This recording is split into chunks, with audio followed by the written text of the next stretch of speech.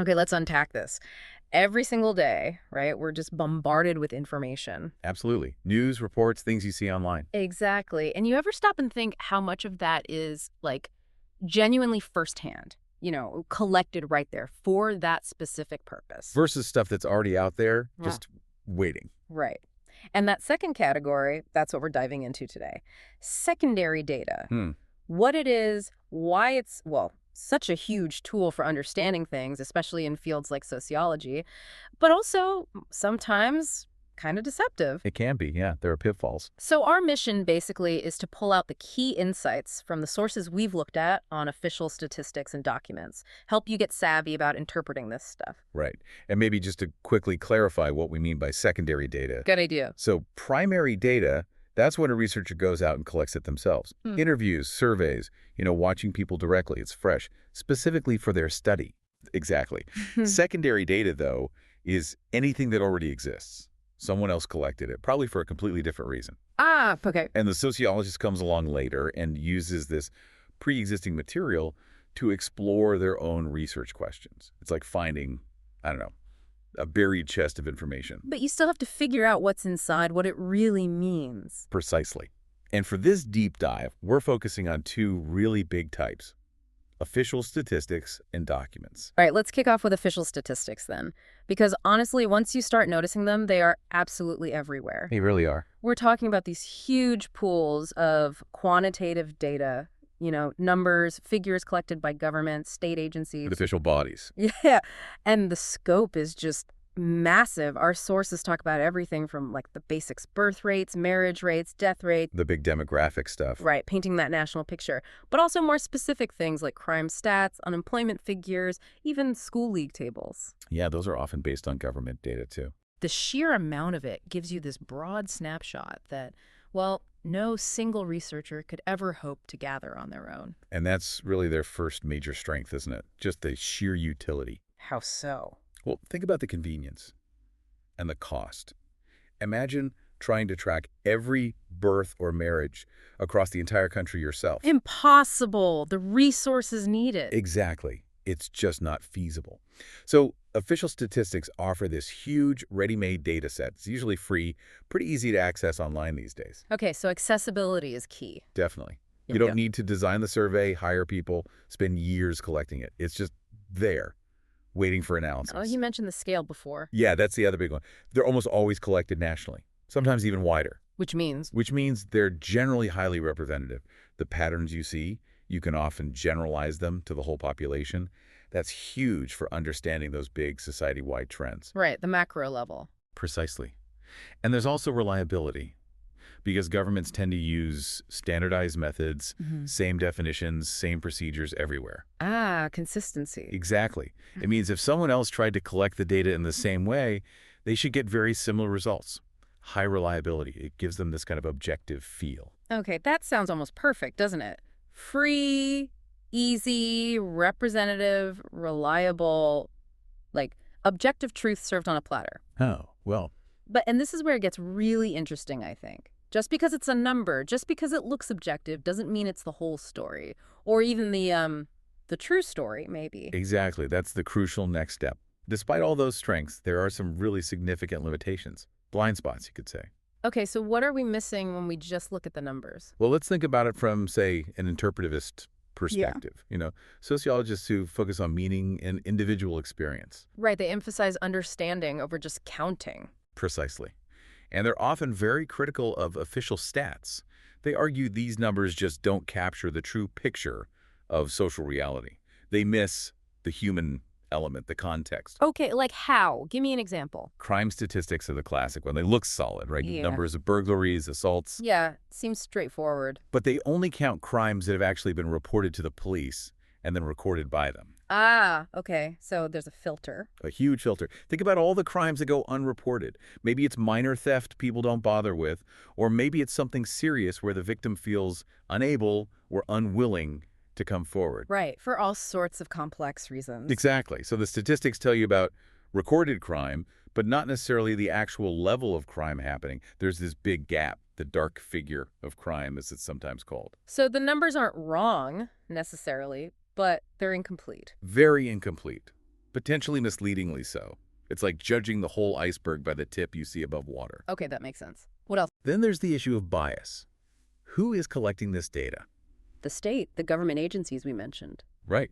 And we have to remember that these statistics might reflect the interests, the definitions, maybe even the political priorities of the state itself. How so? Well, think about how unemployment is defined.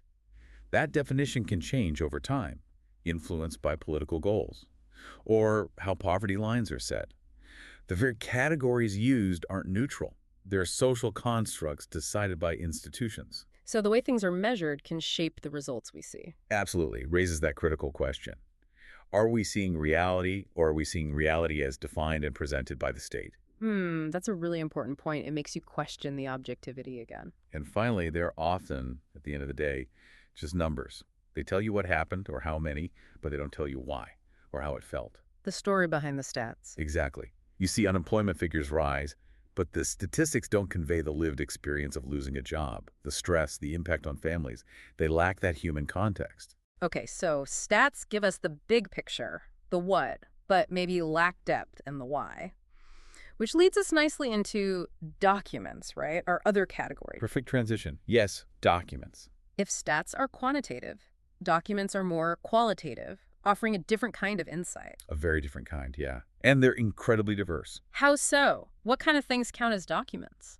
Well, think broadly. They could be public things like official government reports, maybe Hansard records of parliamentary debates, legal documents, meeting minutes. Formal stuff, institutional records. Right. But then you have private documents. Right. And this is often where it gets really fascinating for sociologists. Like personal stuff. Exactly. Yeah. Things that tell a story from an individual's viewpoint. Personal diaries, letters people wrote to each other, autobiographies where someone reflects on their own life. Even things like photographs can be powerful documents. Wow, okay. Diaries and letters, that feels much more intimate. It really can be. And then, of course, any of these, public or private, can become historical documents if we use them to study the past. They give us this tangible connection to earlier times. Like reading someone's thoughts from 100 years ago. Pretty much, it's quite powerful. So the strength here seems obvious, getting that personal insight, that depth. Definitely. One of the big pluses often cited for documents is their potential for high validity. They can offer really rich, detailed insight into people's lives, their feelings, their motivations. Stuff you just can't get from numbers. Exactly. A diary entry might capture raw emotion or the daily grind in a way a survey never could. And that historical perspective is invaluable. It's often the only way to understand past attitudes or social changes. Reading primary sources from the time. Yeah. Plus, like statistics, they can often be quite cost-effective. Once you locate them maybe in an archive or online, they're often cheap or free to access. Though finding the right one might be the challenge. That can be the tricky part, yes. But assuming you find them, they're accessible.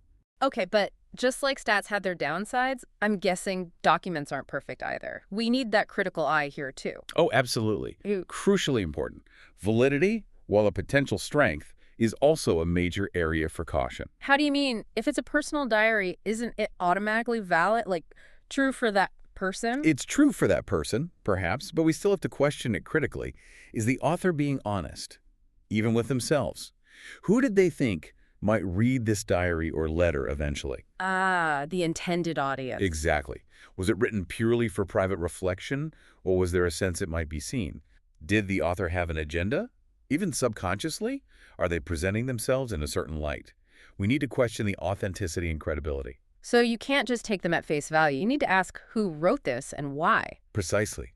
A politician's memoir, for example, needs to be read very differently from a secret diary entry, even if they cover the same events. The purpose shapes the content. Okay, that makes sense. What other limitations? Representativeness is a big one. Unlike national statistics, most documents are inherently not representative. Meaning Meaning that one person's diary, however detailed and insightful, only reflects their unique experience. You can't generalize from that one diary to say, this is how everyone in that era felt, or this is what all factory workers experienced. it's just one viewpoint. A valuable one, maybe, but singular. Exactly. It gives you depth on one case, but not breadth across a population. You can't assume it speaks for anyone else. Right. That's a key difference from the potential generalizability of stats. A massive difference. And finally, interpretation.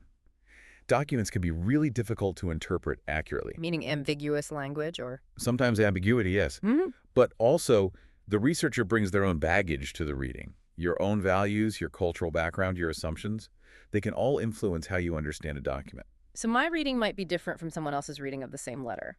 Potentially, yes. Reading isn't a neutral act. You're interpreting based on your own framework. So it's really important to be aware of your own potential biases when analyzing documents. Okay, so we've got stats broad, potentially representative, but maybe shallow and state-influenced. And documents deep, personal, insightful, but potentially biased, unrepresentative, and tricky to interpret. That sums it up pretty well. Two very different beasts. So what does this all mean then? When researchers are faced with these options, how do they choose? Or maybe how do they use them together? It feels like they offer complementary views. That's exactly the point.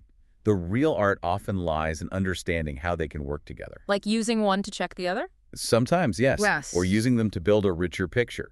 As you said, they each have unique strengths for different kinds of questions. Stats give you the big picture, the general trends, the scale, the forest, if you like. Yeah. Documents give you the depth, the nuance, the individual stories, meaning the specific trees within that forest. I like that analogy. Often, the most powerful research combines them. Imagine you're studying, say, unemployment again. Okay. Official stats might show you a spike in job losses in a particular town after a factory closure. That's the broad trend. The map showing the affected area. Right. But then you could look for documents from that town during that period.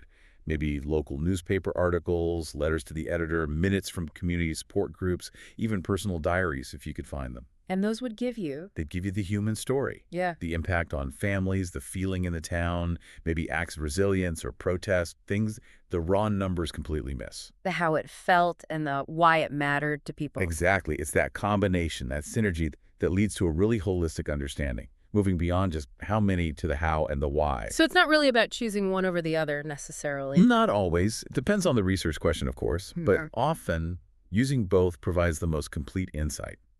But the key takeaway really applies to both. Critical thinking, always. Whether you're looking at a government spreadsheet or a 100-year-old letter, you have to question it. Dig deeper. Yeah. Ask, who created this? Why? For what original purpose? What are its built-in limitations in terms of accuracy, bias, representativeness? And acknowledging your own perspective, too. Crucially important. Being aware of your own biases, the lens you're using to interpret what you see. Because no data is truly raw.